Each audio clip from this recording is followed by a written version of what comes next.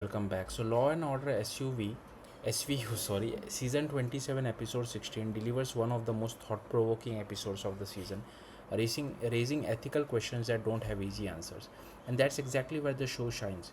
The case begins with a modern twist, an investigation tied to a Twitch stream featuring what appears to be an AI-generated avatar. Instead of falling into the usual trap of portraying technology as purely dangerous, the episode takes a more balanced approach. It acknowledges the risk but also avoids turning AI into the villain.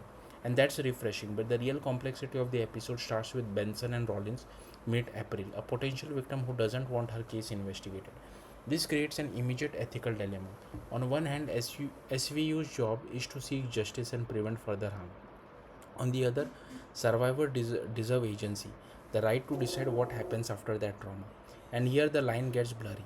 Benson pushes forward despite April's reluctance, which feels uncomfortable because while the intention is to help, it raises an important question. Can you truly support a survivor if you're ignoring their wishes? It's a difficult situation with no clear right answer, especially when the suspect goes on to harm others. But that doesn't erase the fact that April's voice was sidelined in the process, and that tension lingers throughout the episode. At the center of the case is an even more disturbing issue: a therapist abusing patients during a clinical trial involving psychedelics for PTSD treatment. This storyline hits hard because it touches on something very real. Psychedelic therapy is an emerging field with potential benefits, but it also puts patients in an extremely vulnerable state.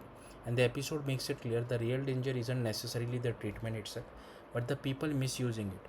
That distinction matters because while the therapy could help many, the lack of oversight and accountability in this case turns it into a tool for exploitation.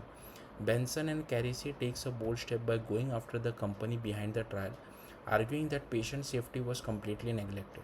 And honestly, they are right. If a company can't guarantee basic protection for its patient, it shouldn't be running experimental treatments at all. But even here, the resolution feels complicated. The judge rules that removing the CEO is enough to fix the issue, a decision that feels incomplete. It addresses the surface problem but ignores the deeper systemic failures that allowed the abuse to happen in the first place. And that's what makes this episode so impactful. It doesn't tie everything up neatly. Even the side story involving Curry's role shift and Griffin's unexpected decision adds to that sense of uncertainty. Now, not everything is clearly explained and not every choice feels satisfying. But that's kind of the point. Because real life isn't always clean or fair. In the end, this episode stands out not because it provides answer, but because it forces you to ask questions about justice, about consent, about accountability. And sometimes the most powerful stories are the ones that leave you thinking long after they are over. That's it. Thank you for watching. Bye.